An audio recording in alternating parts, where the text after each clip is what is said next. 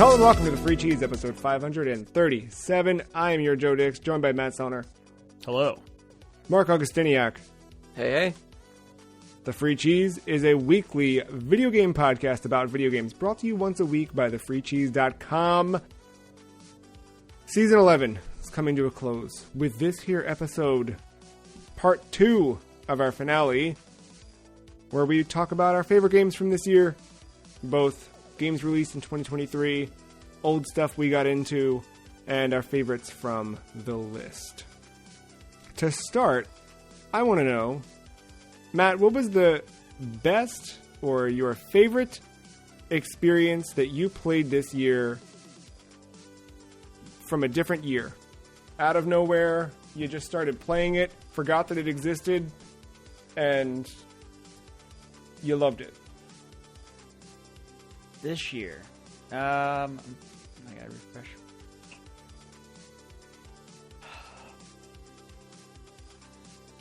Which old I'm trying game to remember was made anything. new?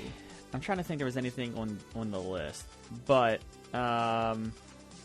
unless I'm omitting something from the list that I loved. Oh well, I guess Undertale. Sure, we'll go with that answer. Undertale. Undertale? Yeah. Mark, how about you? Game I haven't played before, but it's older. Okay, my one that I thought of was Twisted Metal. I've played it. I just haven't touched that game probably since, like, the 90s. But it got added to the PlayStation Plus catalog thing. That stupid TV show came out and was pretty good. And I ended up playing a ton of it on PS5 for some reason. And liked it a lot. Hammerhead and all.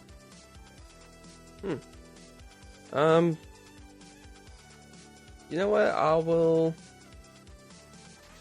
based off of last week, I will shout out to A Link to the Past again, because I actually haven't played that in quite a while, and playing that on the Switch with the Super Nintendo controller just feels right. Oh, nice. And yeah, just kind of not. And I'm not trying to use a guide for everything. I'm trying to use it as minimal as possible. So just trying to remember everything that I can has been. It feels new this time around for some reason. Sometimes games like that you feel like you know so intimately can end up feeling brand new for some reason. I get that. Yeah. Well, that's just a little taste of what's to come. Why don't we dive into 2023? Mark, did you have a favorite game released in 2023 that you took a liking to? Doesn't have to be like your top number one or anything like that, but is there something that what do you want to start the conversation with here as we bring 23 to a close? I'm happy Street Fighter 6 exists finally. Yeah. Just been wanting a Street Fighter game to run in that RE engine for so long, and here we are post release, and I'll admit I haven't given it the proper time that I've been wanting to, but despite its little blemishes and hiccups that it has between like its battle pass equivalent or the way that they charge for things for skins or whatever is kind of atrocious, but aside from that, the gameplay, core gameplay, and that roster, I'm very happy with. Yeah, just jumping in and doing ranked for hours, nothing like it. Which, Matt, you've had the craziest journey with Street Fighter 6 among us. Yeah, I picked it up just to. Really, I was going to pick it up. Well, yeah, right. I was going to have to pick it up anyway because of the list. But then, I don't know, that day on TikTok, I just saw the dumbest goddamn memes of, like, just going and punching a dude randomly on the street. And I was just laughing repeatedly just every time I saw it. For me to then that night boot it up and start doing it. Still laughing. I could probably still laugh about it if I start doing it again. Yeah. But no, I got into the World Tour stuff, which kind of snowballed, taught me techniques and things like that. And then I started watching it with like I've kind of, you know, you can always watch a fighting game, but you're never able to like watch a fighting game unless you're like in it. I was able to finally watch Street Fighter 6, and yeah, that snowballed. I played rank, and man, just did my PlayStation recap the other day, and I put in 96 hours into Street Fighter 6, which I would have never thought I would have done before for this game. And I'm not like good, but I've gotten decent, like halfway decent with the character. Dude, no, drop your rank. Like, you got good. What, Plat 2? I think that's it. You got good. You're good. I don't know. That's good. That's like, I don't know. I know it's like middle, but like, yeah. That is I'm not middle, no pro. dude. Like, middle is bronze. Middle is iron. Like, most people don't get above that. You got all the way up there. It's pretty good. No, but Manon is my main. And yeah, dude, it's awesome. Hell yeah. Yeah.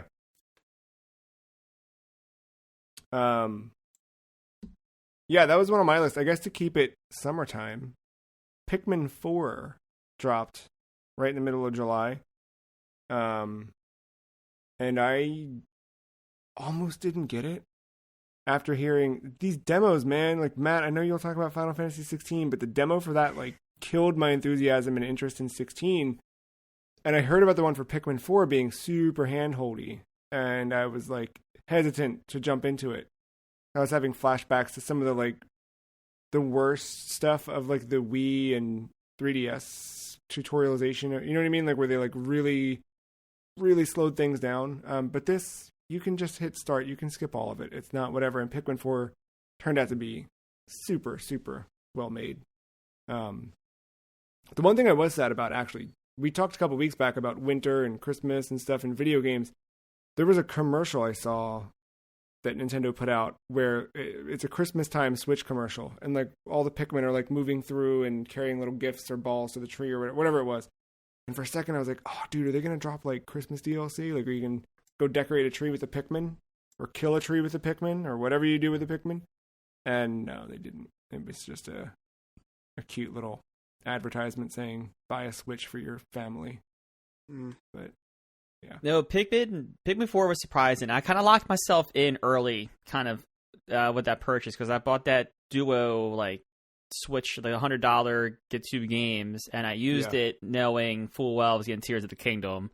And I kind of figured, like, looking at the slate ahead, I was like, Pikmin 4 seems like the one that makes the most sense. And I was delightfully surprised by how good that game was. It took off all that stress, like... which was nice. Like, you can kind of go your own pace, mostly. But if you wanted the stress after a certain point of the game, you could go and play that mode. It's like a little side quest thing, but I found my stress there. But both are equally as good. Keep saying I'm here. Both are equally as good, and it's just, I was delightfully surprised by how solid that game was, coming off of like 3, when we played it on the list. Yeah, I didn't think it could get better than 3, but I think they did a really good job. There were some things about 3 I missed in this one, but a lot got added that was nice. Matt, how about you? What did you have on your short list for 2023? Resident Evil 4 Remake. I'm going to just throw that one out right now. Yeah, dude. I know it was on our list, and we talked extensively about it. But I think the game is great. It's a great reimagining of the original. It does the things that a remake should do, where it expands upon characters, it modernizes gameplay. The gameplay was, like, really good, too. But, I think my path with the game was... one of the best parts of it, the platinum, which is usually like this tedious, grindy thing towards the final hours.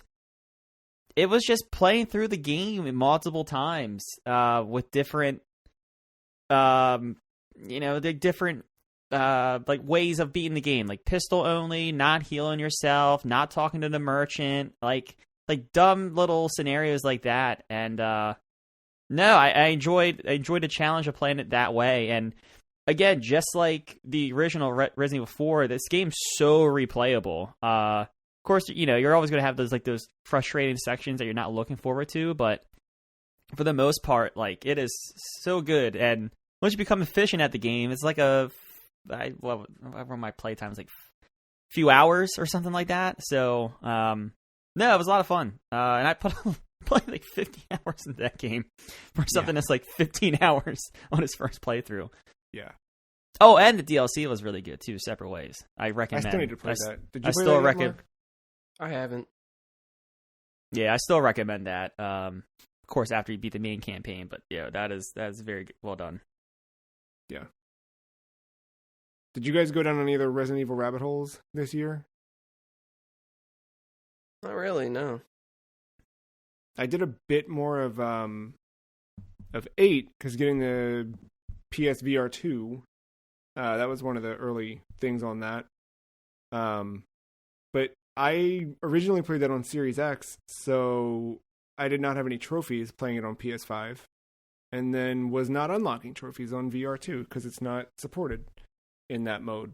So it felt like I was not wasting time, but felt a little weird. How was House Beneviento? I never got that far. Okay. That was the problem. Like, it was like I was really looking forward to that part specifically, but there was something that I didn't like where I knew I should be popping trophies and I wasn't. I'll tell you though, there's like a really good experience with like dropping a clip and having to pop it back. Like, all of that stuff you have to do in VR is really, really, really well done. I mean, you've got werewolves coming at you. It's gnarly. Which, to that point, I guess I should point out the VR stuff while we're talking about it. C-Smash VRS is sort of a reimagining of Sega's Cosmic Smash for the Dreamcast, but done in VR, and it's like, Matt, if you get a PSVR 2, just buy this game right away. It is just tennis. But you can play, there's challenge modes, like there's a whole like kind of like, you go until you fail and then you have to restart kind of thing, but you just do these little challenges where you have a timer and you have to hit the ball at certain targets and whatever. But there's also just straight up head-to-head modes you can do online. So I did a lot of that. That game was really, really good. And then I guess I'll throw Humanity in there now while we're talking about it. Humanity is a really fun puzzle game. Not made by Enhanced entirely, but they did help out a lot with some level design, and they published the game and all of that. Humanity's super fun, and that's on more than just PlayStation. It's on PC as well. But that one had a cool VR mode where you could look around in VR and like move around the puzzle and lift things, and that was neat. My favorite on VR2 was Synapse, which was this kind of like it was an objective-based shooter. Like, you had to, not objective-based, but like you had to clear every enemy in the stage and get to the exit was the whole point of the thing. And every time you get to the exit, you got to choose between one or the other power-up, and then you'd move into the next stage. Very roguelike kind of thing. Like, you run through that cycle. And you're intended to kind of not have as many powers early on, and then each run you do, you end up getting more points to put into your character, and eventually you fill out this whole web of skills and stuff. By the end of it, you can, like, you're using guns. It's first-person shooter, but you also have telekinesis, and like by the end of it, you can catch people's bullets and rockets and throw it back at them. You can pick up people from just like across the map and slam them into people, and like all that's really fun. The reloading, like, the actual like interaction is neat.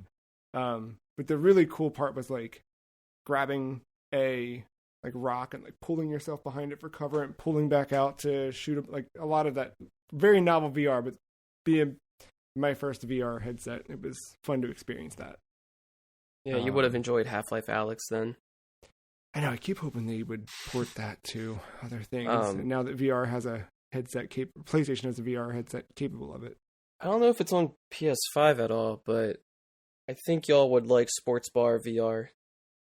I haven't seen it on there. Believe me, I've been very attuned to the PlayStation VR 2 releases so I can find things that I'd like to play, and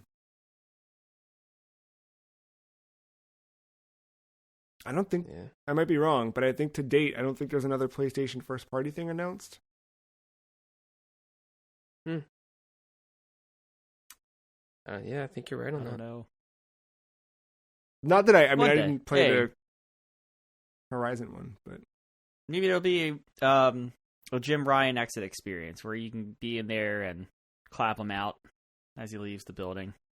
I would play. I would fully have some play that, cookies, dude. Are you And then kidding yell me? into have a cookie. and then yell into the DualSense microphone. Good job, Ryan. Thank you for all you've done. Yay! Trophy. Yeah, there you go. Platinum. Yes. I was there. Well, Matt, you were also in New York City. Speaking of PlayStation, with Spider-Man 2, Marvel's Spider-Man 2. That is. Yeah. Spider-Man 2. It's a good game. It has a Peter and a Miles. Yeah. Like, I feel like I gotta go into the story to talk about like why I like it a lot. Yeah, I think you're right. But it's just swinging around New York. It's still satisfying in its third entry into the Spider-Man game. Like to the point where like I don't fast travel. I think you texted me at one point. You're like asking like how cool was the fast travel. I was like, I don't know, dude, because I'm swinging everywhere. Yeah. That was already when I was like, doing like some cleanup stuff. done. I remember doing it and like it was. I did like that on PS5, like just the instantaneous. It is cool though. It is, yeah. Once I started doing it, Yeah. I don't have a platinum for it. I'm like right there, but yeah, it was very well done. It was very achievable, platinum, just for whatever. Yeah. But yeah, man, that game consumed me for the weekend it came out. It was just me and that game. I forget what I ate even, but I remember like very specifically like maximizing my my food. It felt like I was 20 again. Just like I got like one thing that I could eat over the course of the weekend in small bites here and there as needed, but not broke all my routines. Just the mess. It was good though, and that I kind of like Mark talked last week about kind of jumping through the X-Men stuff and going through that, and like this sort of relit the Marvel intrigue because I really lost it for a while. But kind of going back down, I went in a not full X-Men game mode, but I was going down X-Men comics and the old TV show, and then Spider-Man comics, and I had a good time with that Spider-Man game.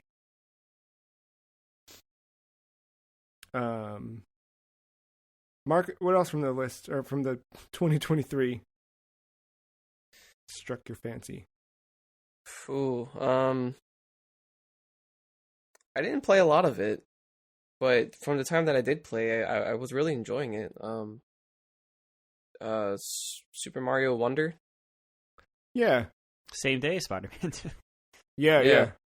I mean, I don't own it personally, but a friend of mine owns it. So whenever I would go over his house, we would be playing that, and it got it wasn't like we would just go through a level and then move on. It was like, no, we now have to go back and do the normal route because we did the alternate route the first time, and we got to get all the all the secrets, all the coins. We got to check that box, get that check before we move on. All the seeds, yeah. Yeah, so it never felt like a chore to want to go back and do it because the levels were so short and sweet that like it never really felt like a chore. So they're very completable. You can run through a world in less than an hour. There's a couple of the ones later on. I mean, if you want to do 100%, it's going to take you a bit to backtrack and try different things and just see what's there, but you can kind of zip through it. And I imagine you were excited. This is the first game you can play as Daisy. Yeah. Wowie zowie are the words I would use.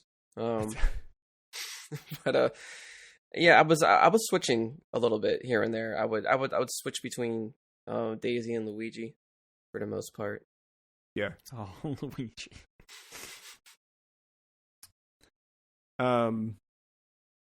Speaking of 2D platformers, Sonic Superstars also released this year, which Mark, you did not love.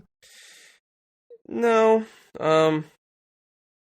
It's fine as a single player game. I would refuse any multiplayer in that. From what you told me, I'm happy to not play that. I texted our good friend Ben about it after I picked it up on sale a couple weeks back, and to me, it felt like the Sonic 4 we should have had back in 2010. Yeah. Doesn't necessarily mean it's, the best, but like there's some good ideas in here. I've had fun with it. I've played more of it than I did Mario Wonder, if that says anything, but they're It's good. I do like the art a lot. I'm like satisfied with the way the character models look, that they've got Squatty Sonic again, that, you know. Good old Potbelly. Yeah. Matt, I've got one on my list that I kind of became more of a Matt game than it did me. It was. Are you about to unzip a whole year here where it starts? I think, yeah, it might be time. But my most anticipated game coming into the year was Theater Rhythm Final Bar Line. I'd been begging Square Enix to put out another Theater Rhythm on the Switch, and they finally did it. And you picked it up as well. Mm-hmm.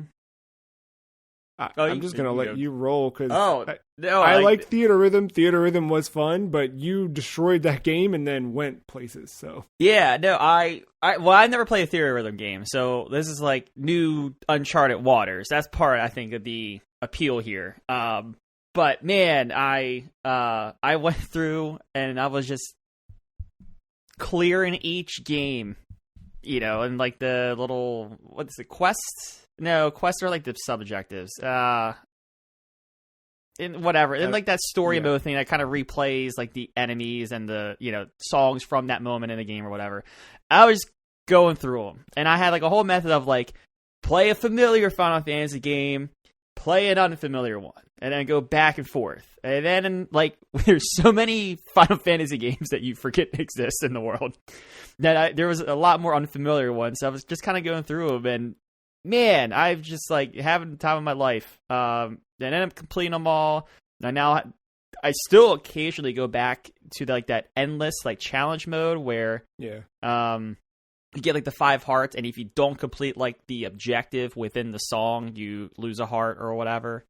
But man, that's fun just to acquire all the characters, level them up, like get like their. Some of them have the generic moves, but then others have like their like unique move you would probably remember from that game or whatever. That, and then it is where it transforms. And there's one game that didn't come out this year I played before this next one I'm going to unzip, but hearing all that music really just bringing me back to Final Fantasy. So actually I played 2 games. So I went back to Final Fantasy VII Remake. To start grinding out that platinum. But the main thing that happened there was I just completed my hard playthrough, which I wasn't very far. I was just meeting Aerith when I put it down, so only a few chapters in. So that was about 2/3 of the game I had to go through. And then I would decide, it's probably time to go see that Origin story that got remastered and put out on PlayStation 5 and 4. So then I played Crisis Core, finished that. And then I did something dumb that we all got our hands onto, and I started an MMO called Final Fantasy XIV. Yeah. In my head, I know that happened. I think you already said that it happened, but like, I forgot that's where you were going with this. I'm thinking. Oh yeah, no. Yeah, no, right. We went to 14 before anything. Yeah, 14. Yeah. I was like, do we do it or do I do it? I finally jumped in. I don't know. That finally like pushed. Well, Mark, you were kind of already, you had already played it, right? But what? By the time that we were all started playing, yeah. I don't think I was too far ahead. Somebody made the first jump. I don't remember who did. It might have been me because I was playing with other friends. And then I think that talking about it might have led to where we are now.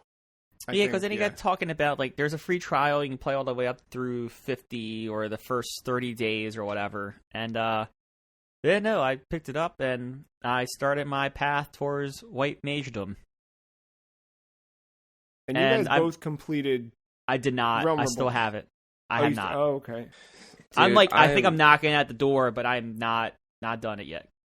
Yeah, like I'm at a very annoying boss fight because I lack potions, so now I have to take a step back and go buy. I don't know where to find stronger potions. There's only like 2 areas, I think, because the boss fight you can't do with a party anymore. You have to do it by yourself. I remember that exact one. I had the same struggle. I made it to the second form, and yeah. it was just an endurance test at that point. If I had some way to heal myself proper, I would have. Okay. It would have been There done. it is. All right. Well, the thing thank that you. leveling up and the armor were the things that getting better armor, I think, got me through that eventually. But I remember like looking it up and like you'll find forum posts and people everyone that spot just kills everybody. Dude, I'm like over leveled. Like it's insane. Oh yeah, I haven't. Okay, I haven't gotten here yet. I mean, I think I know the enemy from what I remember. There's a little, Yeah, a little memory jog, but I think I know probably. It's one of those head people, and then but it got to a point where like instead of me choosing to finish that, I went and started another character. Like I know what like you can have one character just have multiple jobs under it, but at a certain point you can't actually level them up as fast as you would before because a lot of those missions are done. You can't redo them. But then I like to kind of role play in my head anyway, so completely different character for a completely different job. So my main one that I was trying to finish it with is a ninja. And then I started another one that is currently becoming a paladin. That's pretty good. But that might change. Yeah, because when I jumped in, I'd already finished A Realm Reborn. I was in the middle of the whatever it was called, like the in between of that and right. Yeah, you've said it multiple times to me, and I can't remember it. I don't remember it all now. There's the second expansion. The Heaven's Word is the second thing, and then there's like an in between A Realm Reborn and that. Like, is that Endwalker? It's not Endwalker. It doesn't have like a full name like that. It's just like okay. You know, it was piss the thing off until Endwalker. Yeah, right. But I did that stuff. Finished those things. That was kind of a grind, and then Heaven's Word started to get places, and then it was like coming up on the month being whatever, and I was spending less time playing it, and I was like, all right, I'm gonna not renew my monthly sub and move on. But like, so you know, after the free trial, like I bought everything, so I just need to buy time and go back and dive in, which I want to do sooner rather than later. I think I'm going to have some time on my hands shortly. Nice. Which goes back to last week's conversation about, you know, time and RPGs. Yeah. Well, then from 14, you just reversed or moved those Roman numerals around. Yeah. And, brand new Final Fantasy 16, which I don't know. I'm kind of shocked, but not shocked at the same time. This is my favorite game of the year, personally. Nice. And I think a lot of it has to do of the timing of playing it. I play this fresh off, literally, I think by a week, or days even, because I gave myself a deadline of being Tears of the Kingdom before this came out. And Zelda, for you know, I talked about how much I liked it. Like, for its strengths, it is just, like, go in any direction, do whatever, and there's not much story there. This is, like, the polar fucking opposite, and, like, it was kind of nostalgic in a way where it's, like, I remember 7 as a kid, and, like, oh my god, look at the graphics on these cutscenes, and the, you know, like the way their storytelling is and how it can be dramatic and how you kind of care about these characters or whatever. And it's 16, despite it being linear in some parts and it could kind of be a little repetitive, like the cinematic storytelling, like I could not stop hitting the screenshot button on these like beautiful, like just images that were happening on my screen with all these like special particle effects and whatever. And yeah, I enjoy the combat, especially once you start getting the, I think it's the icon powers. Yeah. Man, once you start getting enough to like switch between them on the fly and like using them for weaknesses and stuff like that, it is so satisfying just to wail on enemy after enemy. Again, the enemies can kind of get repetitive, but doing it, and then this fucking war of the monsters, boss battles that are just over the top ridiculous, like almost like Sonic Frontiers kind of levels of ridiculous at times. So good. And I liked the story the entire way through. I was invested, and Yeah, no, and I'm like super happy that this DLC just dropped. That I haven't started yet, but I'm like planning on playing it real soon. Yeah. Yeah, that was a nice. I did not expect. Part of me kind of thought they'd just wrap up that game and move on to 17 while going back to.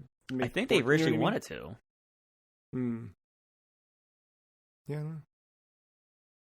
But plenty of Final Fantasy still coming, right? There's 7 Rebirth, another expansion for 14.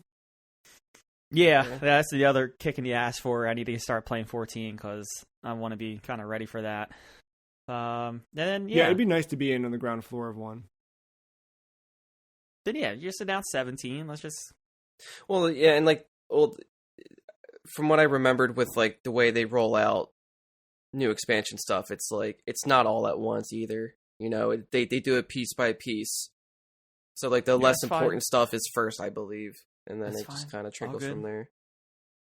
So I mean, it's nice. So it's not like you're missing everything at once if you put it out monthly. Late. So you have to make me buy this another month. I know. I see their tactics. Oh, yeah, they get it.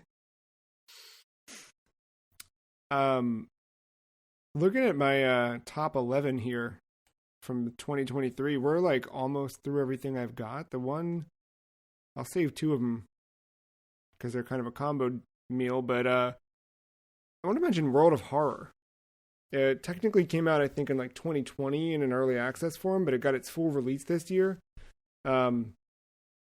It's a rad, like, adventure game, point and click.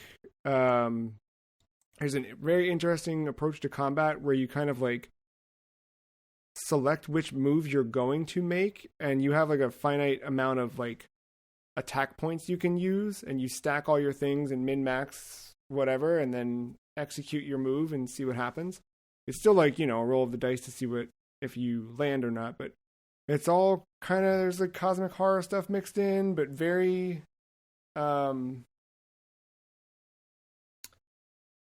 very Japanese horror inspired, specifically like Junji Ito, and it all looks it looks very, very cool. That's the thing that will draw anyone in at first, but it actually turned out to be a pretty cool game.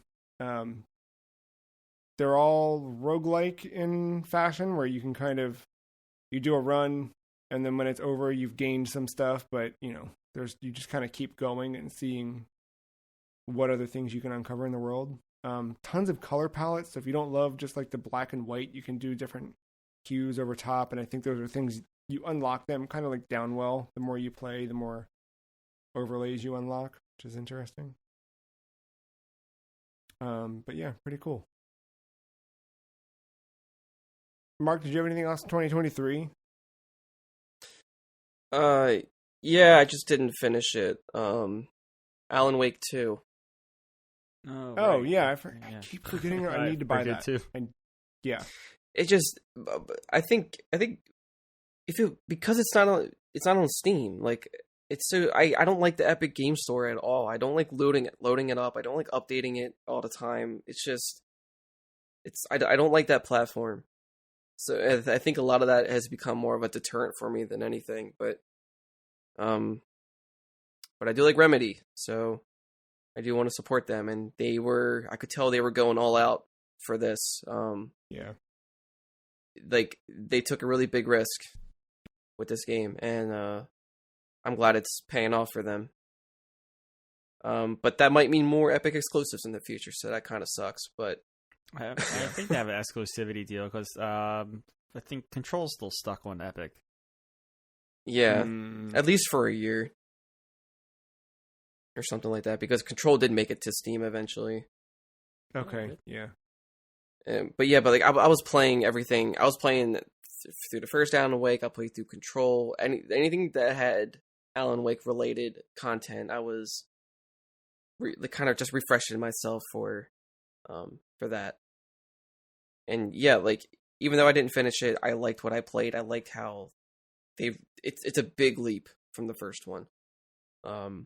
Yeah, because playing the first one for the first time in 2020, it was like, this is cool, but I don't want to play this anymore. Yeah, like, it feels super dated. It shows its age. It's not... I mean, I wouldn't say it's a scary game by any means. It's very simplistic. You just shoot shadow people with a flashlight and whatever. But it's still cool. It feels like an old TV show I would go back and watch or something.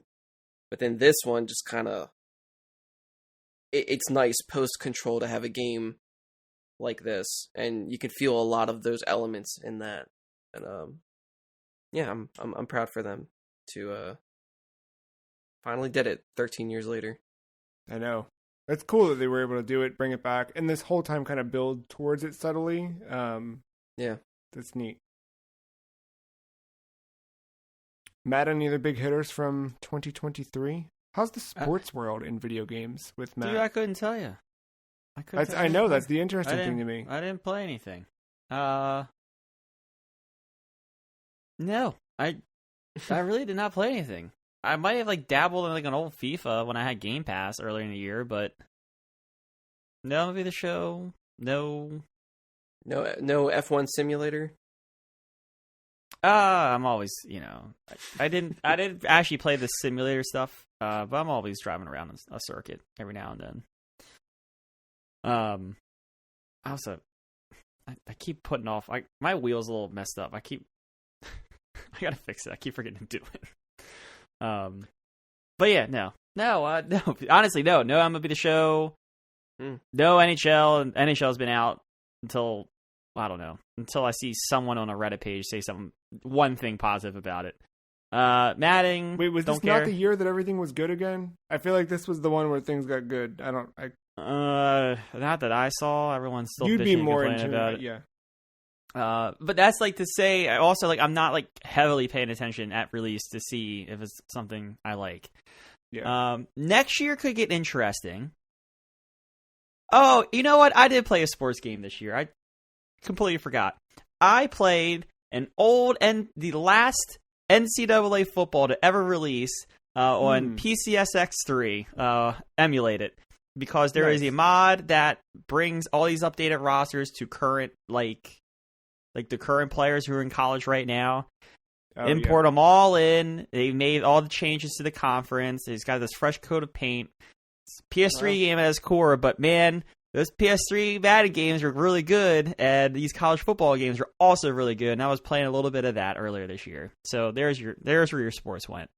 Okay, but speaking of which, there is I think they finally figured it all out, the licensing. The next NCAA football is coming out, I believe, next year.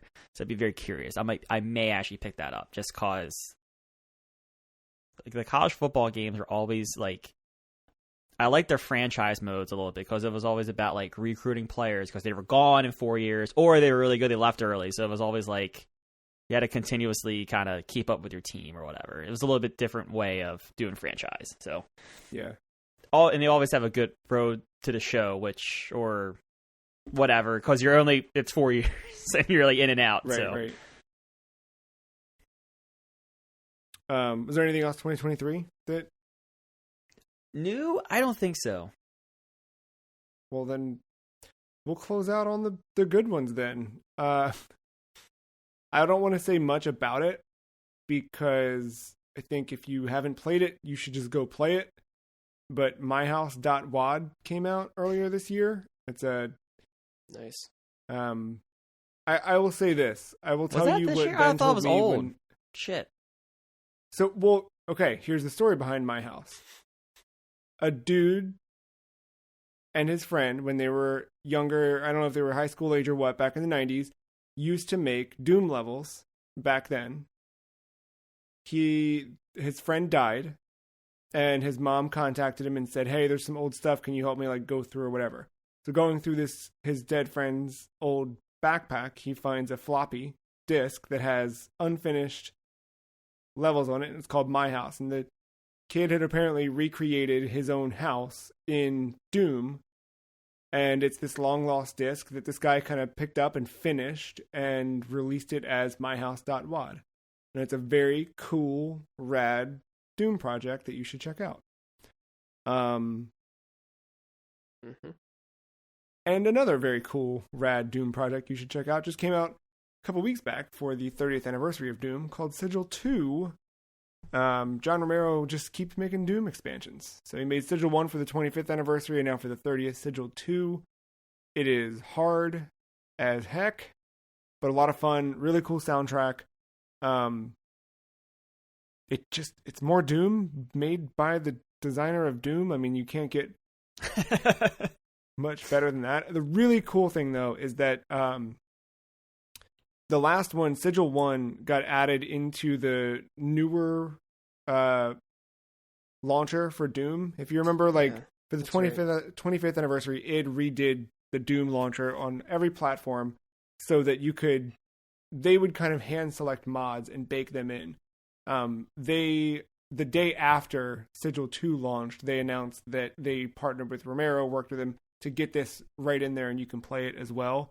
Cool. The one I haven't played yet that I'm intrigued to, it's called Doom Q. I might be wrong about the name of that. It's in Quake, though. So if you have the new modern Quake port, you can launch that, and one of the mods you can play is a dude who remade Doom in Quake. And they released that, and it's super cool.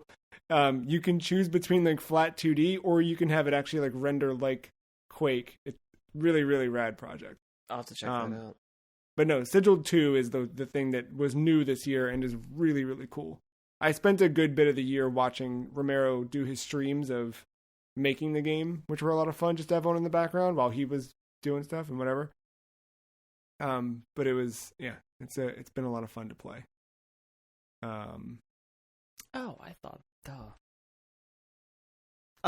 just thought of something, a game I completely missed. Which one? Armored Core 6. I mean, doesn't that say everything, though? No. No, it's really good. I just didn't finish it. And it wasn't very high on my PlayStation recap that I did. So it was tough to remind. No, it's, dude, I know it's like a From Software game. It is different. It's different. And from all, like, what I've seen and kind of, like, the recaps I've watched on like older Armored Core games, it is like a true Armored Core game from what I can tell. But man, there's something. Again, I think this game's more forgiving than the other ones, but there is something really cool about you're pretty much playing like Legos with your robots to like find the optimum build, and you can sell and buy parts at pretty much at will, besides like if you die on a checkpoint in mission. But man, like that game's real good. It's hard as hell. Surprise. And boss fights have been cool. Honestly, it was the dumbest thing. From Software story, there was like a dumb story decision I couldn't make up my mind on doing, because there's branching paths depending on what mission you have or what mission you choose.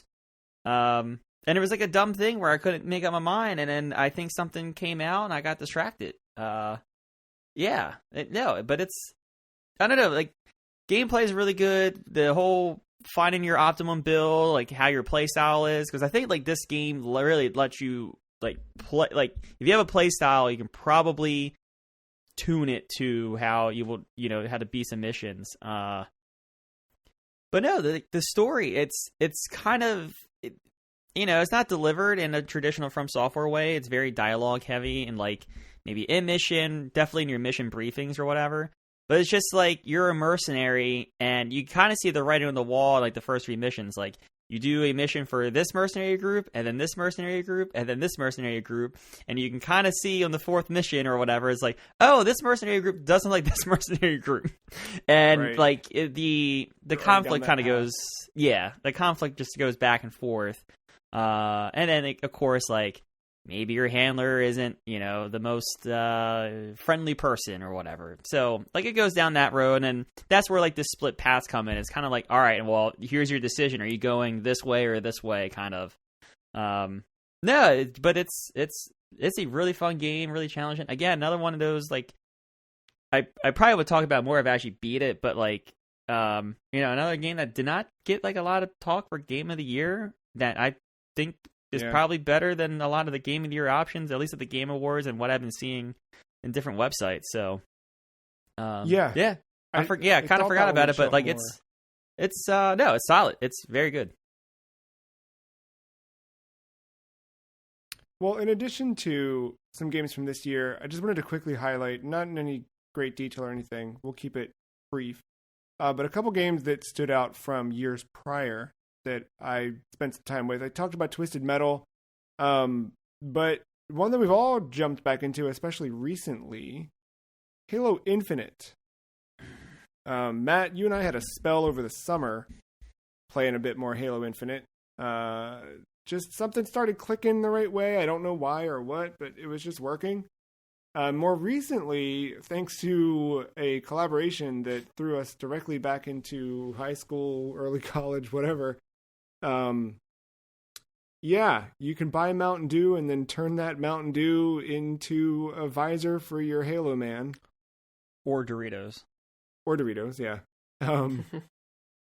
Yeah, but this stupid thing, and then they did like a Halo 3 playlist where they've redone a lot of the Halo 3 maps in Forge, put them out into a, running playlist, and it's just been fun to play that game. Yeah. I don't have much more to say on the side. Yeah, right, yeah, I mean, it's like... it just feels good to get in. It brings out the worst in me, unfortunately, but yes, I do play ranked on the side. I'm having a good time with it. They just launched the, what do they call that? The firefight mode, which we haven't tried. Have you guys tried it yet on your own? No, not yet. Mm-mm. We'll have to do that soon, for sure. But yeah, I was waiting for like a bigger span of time to try, because aren't those games like longer? I think typically, yeah. I feel like every time we sit down, it's like, let's just try and blitz as many matches as we can before this double XP runs out.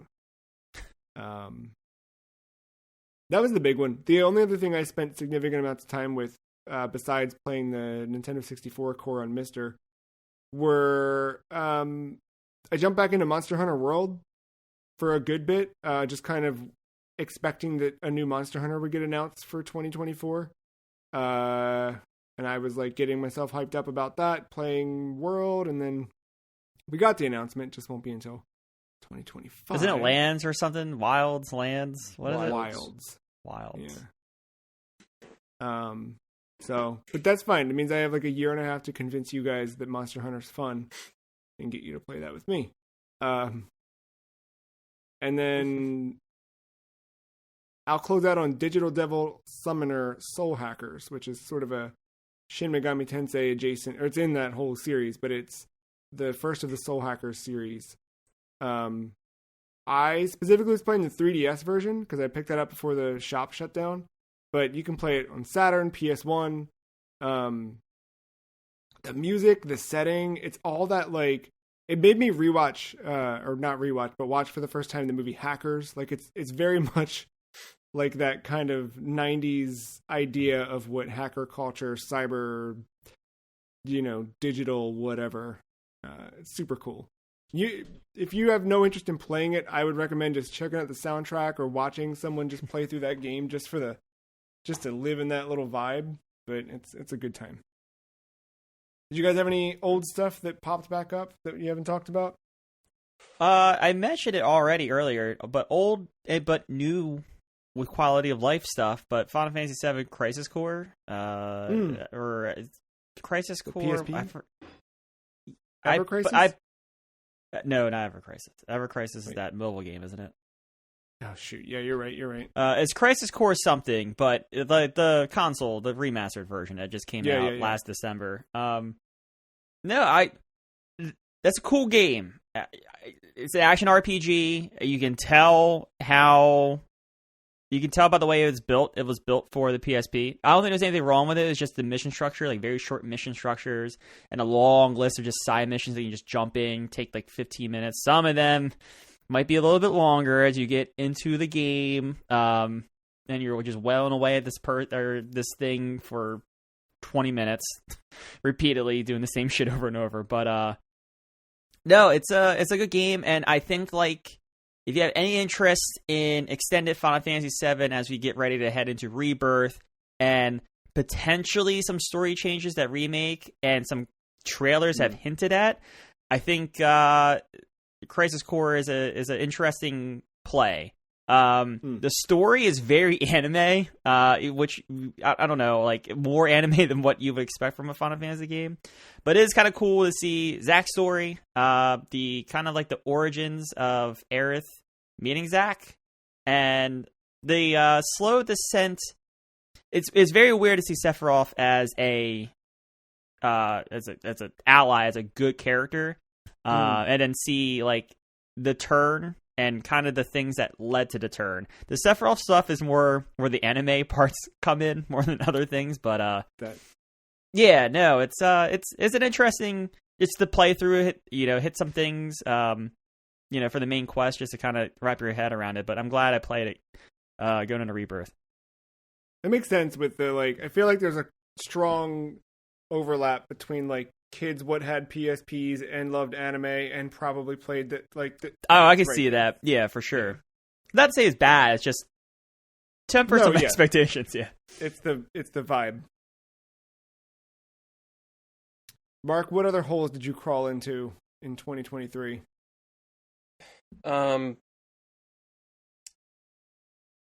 A couple of these I can probably brush through.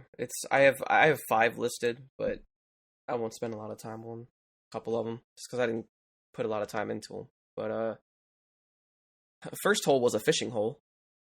Sonic Frontiers. If this was, yes, always.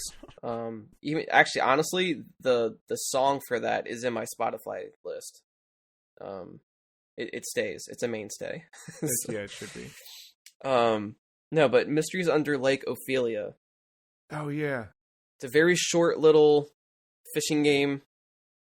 It has a very PS1 aesthetic to it, and the whole point is that you're trying to find different lures so you can fish deeper to get bigger fish or whatever. And I'll leave it at that. But I don't know if you told me that or I saw it on your play. You exposed me to that somehow, and I've not tried it yet, but I want to. It looks very cool. Yeah, I think you would like it. It's a nice little experience. And then I guess when you talked about did you see Devil Summoner, Joe? Yeah. Not exactly the same. It shares the circle, but not that same aesthetic. I was pleasantly surprised by Tron 2.0. What platform is this on? It's a PC, so you can get it on GOG or Steam or something. But it's a first-person Tron game where it's supposed to be a legit sequel to the first movie. And it takes its edgy 1999 route with it a little bit, but it's very cool how it uses tech as a game mechanic. So you can download and hack things and modify your weapons and abilities and all that stuff, and platforming, and you can do the the battles with the bikes and everything. Everything is in there. And that felt like that should have been the movie we should have had. Even though I don't hate Tron Legacy. I like Tron Legacy. I'm on that side of the fence. No, I love Legacy. But had this had been a movie instead of a game, Tron Legacy might have been the third in the series. I could see that being. Because I could still see this one leading up to that. But I never knew this existed. It's really cool. It has a lot of if you like Mega Man Battle Network, there's a lot of similar vibes with that, probably just more of a first-person game. Also, really cool. I'm learning a lot about Monolith Productions right now. Personally, right now, I did not realize they made Fear. Oh yeah, I think that's how I first heard of them. Fear is great. Fear. Did I play Fear 2? I know I played Fear 3. Ugh. If you play 2, I'm sorry. I guess I didn't play 2. 2 has a very shocking ending. And then for a little bit I was in Warriors Orochi 3. More specifically Ultimate Definitive Edition. That's just basically an all-star Musou Warriors game. spent a lot of time in that, as I tend to, because those are up my alley.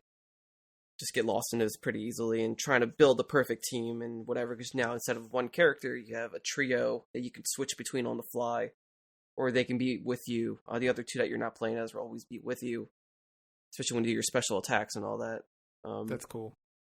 Yeah, it's really, really cool. They have some Dead or Alive and Ninja Gaiden characters in there too that cross over, and some original characters, and yeah, there's a lot of Koei Tecmo crossovers in that one.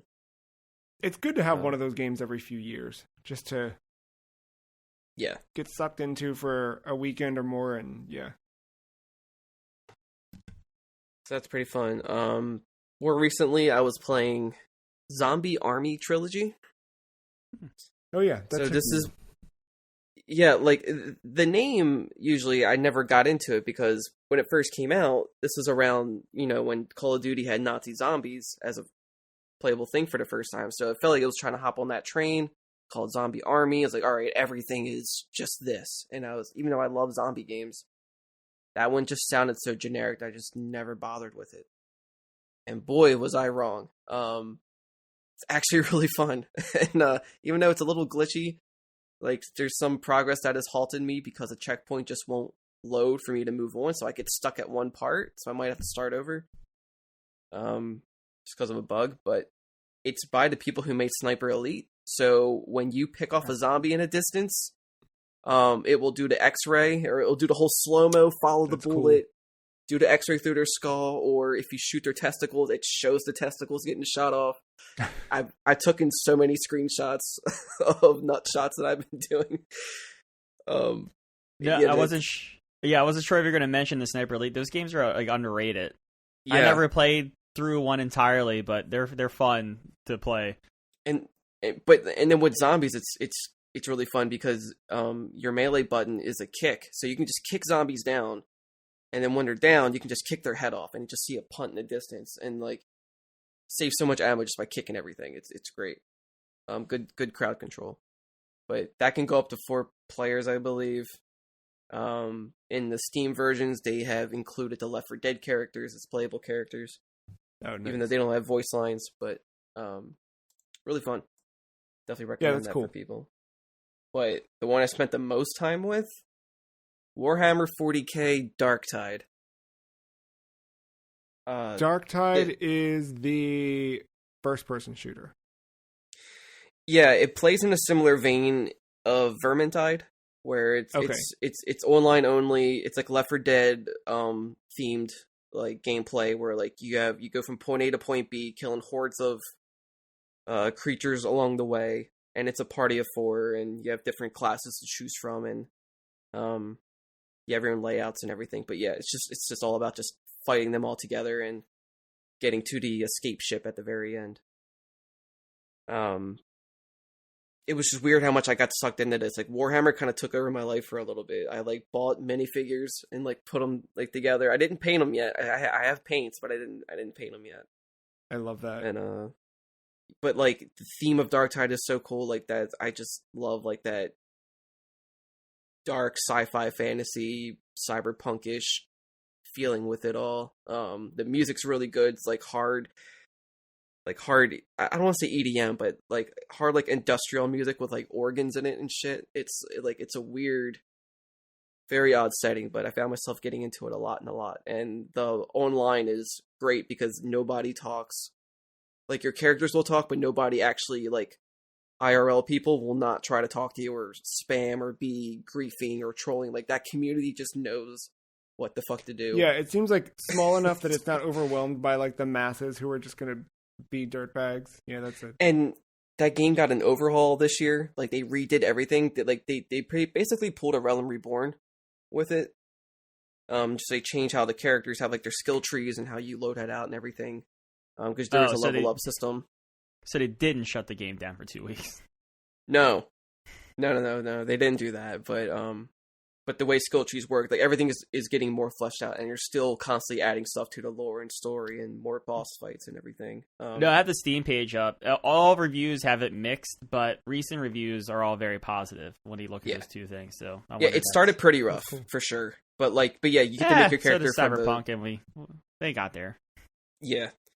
But yeah, you get to make your character from the ground up. You get to pick their background, where they came from, why they're... Because, like, Dark Tide is kind of like...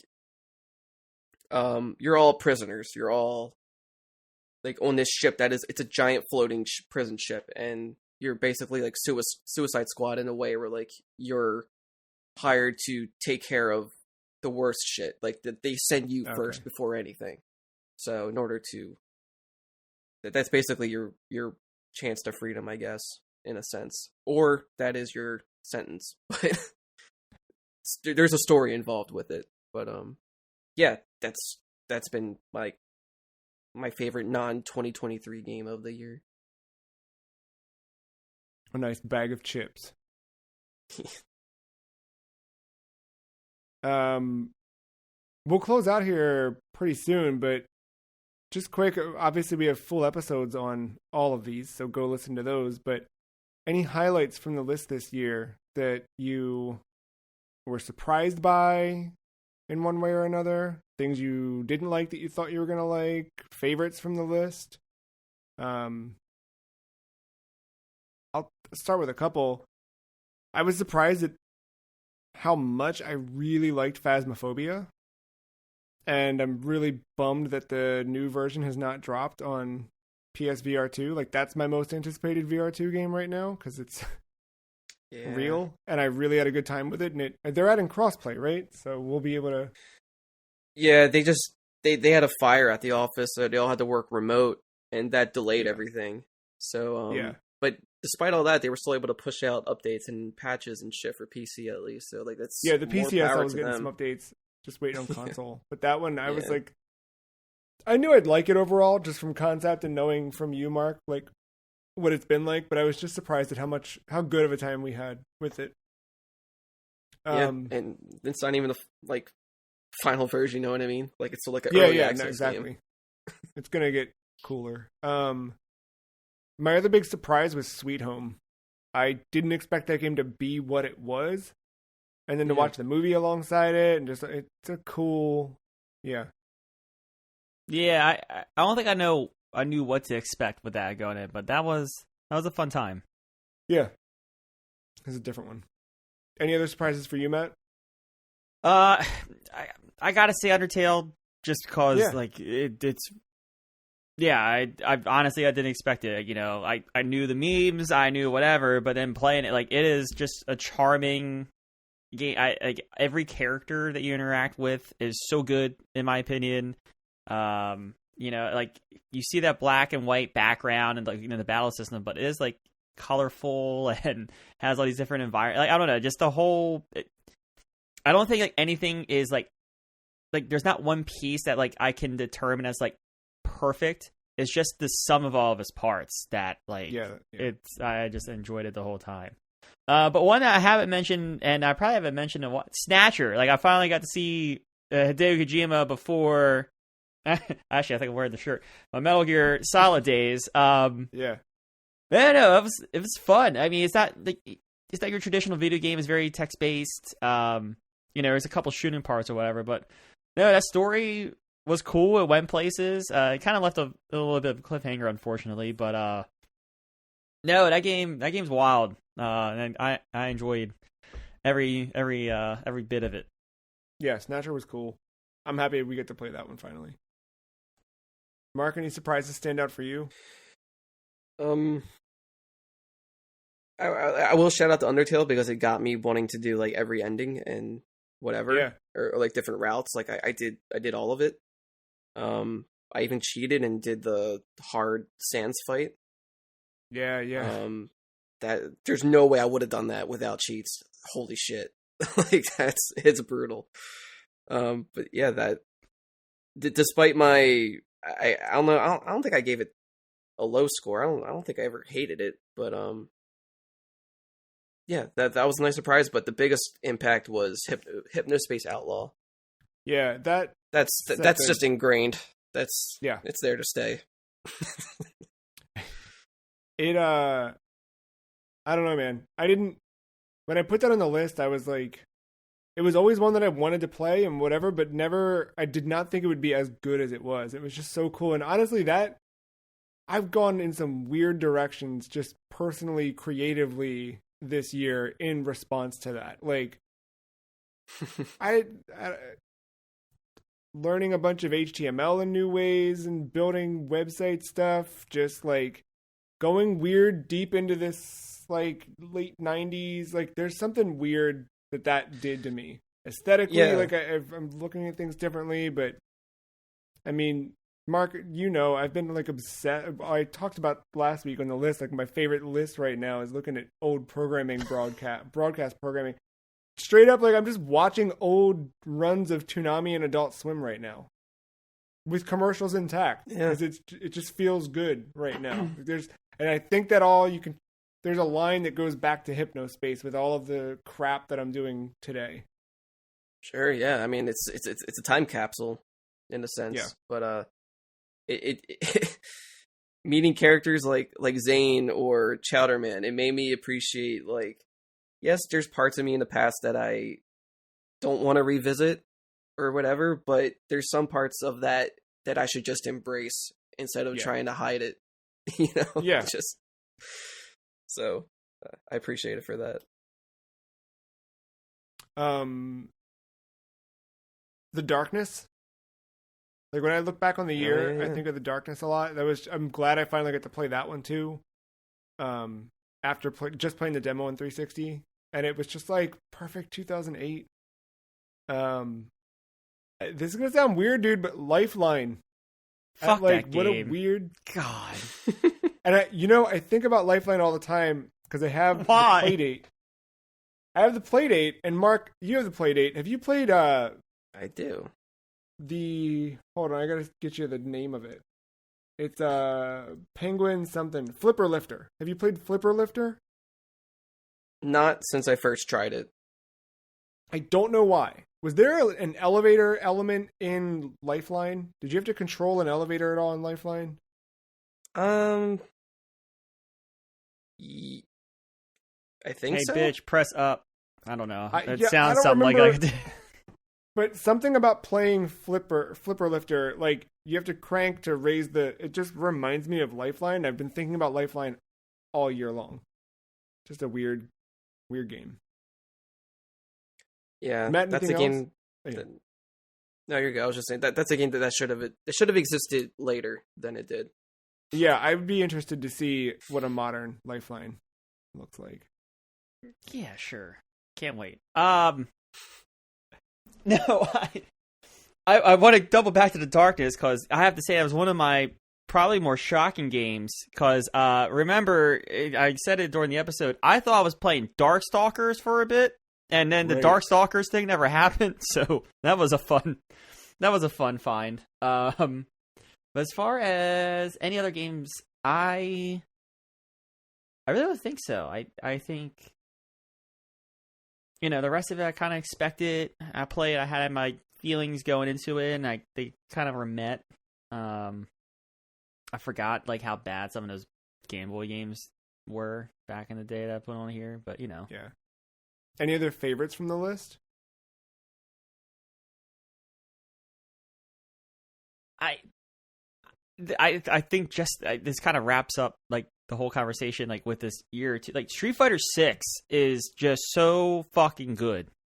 Yeah. And like it's staying in power with me has been unreal. I like it's like the new Dota for me. Like it's just like I like casually throw in tournaments. And this one's a lot more achievable than Dota. Like, yeah. I don't need 200 hours of Street Fighter to understand how this game works. But no, Street Fighter 6. I think that's just the biggest surprise, and I think it answers like both quite like 2023 and on the list for the year. Yeah, maybe besides Undertale, but yeah, that's true. If we were still doing a traditional game of the year, I feel like Street Fighter 6 would have been it. Yeah, I would argue for that for sure. And I think it was the one that like we all agree on out of everything that's come out this year. So, yeah. I also want to call out Obscure. Finally being able to play that after. That was fun. Yeah, I had a good time with that. And then Sekiro as well. Finally getting to get through the majority of Sekiro, further than I ever thought I would. I'm happy to have played that game. The only disappointment I have with Sekiro is that I feel like I was so burnt out after it that I did not give Armored Core enough time of day, because I just was not. But I'm happy I got to play Sekiro. I had a good time with that. Yeah, and then Disaster Report 4. I put that on the list not knowing what to expect and got something I still didn't expect, and it's a weird one. Business I liked it. business. Yeah, exactly. Yeah. Anything else from the list you want to call out? Year Walk. Yeah, that was a weird one. Good time. That was a pleasant surprise for sure. Yeah.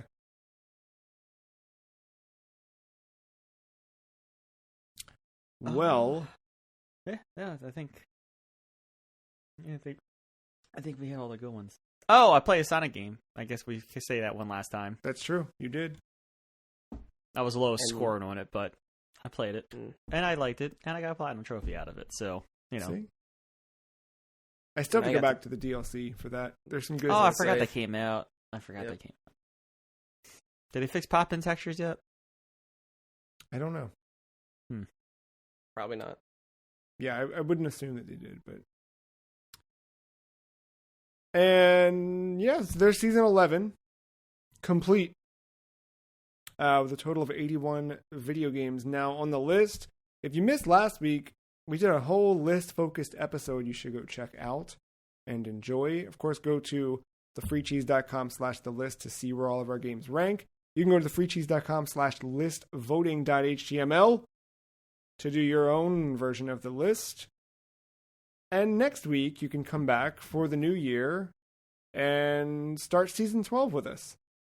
So we'll dive full into Season 12 details next week, but to just leave you with a little bit of tease here for the end of the year, here's some changes or some things we're doing.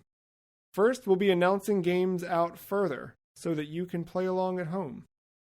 Second, we will no longer have a monthly themed write-up. Third, we are actively trying to knock Wii Sports out of the top spot. I'll leave it at that. Come back next week to kick off Season 12.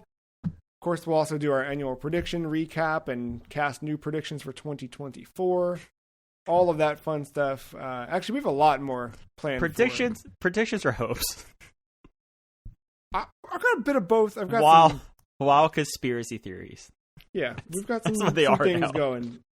Next week's actually going to be a packed episode. So come back, stay tuned for that. 5:38 to start 2024. Did you account for the 8-part predictions? I'm still letting you do. You mean yours? Yeah. Yeah. Yeah. I'm not going to curtail any of your creativity. But yeah. Yes. Stay tuned for that, listener. Until then, thank you for hanging out with us all year long. Tell a friend, tell your family. You're around them now. Let them know. The Free Cheese is a fun podcast to listen to. Until next week, thank you, listener, for listening. Thank you, Mark. Thank you, Matt. See you next time. Bye.